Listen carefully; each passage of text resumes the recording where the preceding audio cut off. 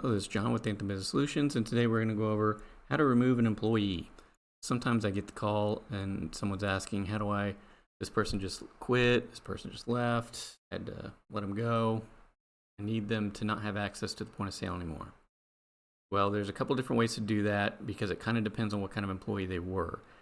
So there's two ways to block them from the system.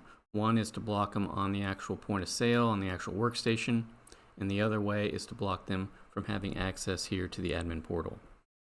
So let me show you both. First, we're going to do the workstation access. You're going to log in to the admin portal, which is hrpos.heartland.us. You're going to click this menu icon here at the top left and go to location setup. Once you're in here, you're going to go down to staff and you're going to locate the staff member's name. Let's say, for example, we're going to disable John Smith. We're going to click on John Smith here, and then we're going to scroll down, and you see there's a checkbox here for active. We're going to remove that checkbox, and we're going to click Save. So you get your save successful down here, and then we're going to publish changes.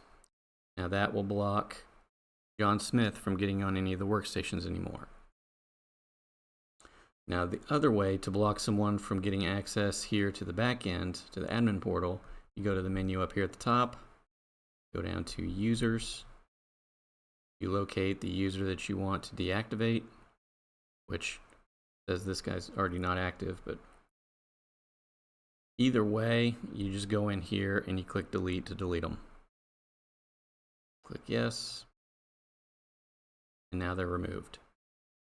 So those are the two ways you need to remove somebody from having access to the system. That's all I have for this video. I hope it was helpful. Thanks for watching.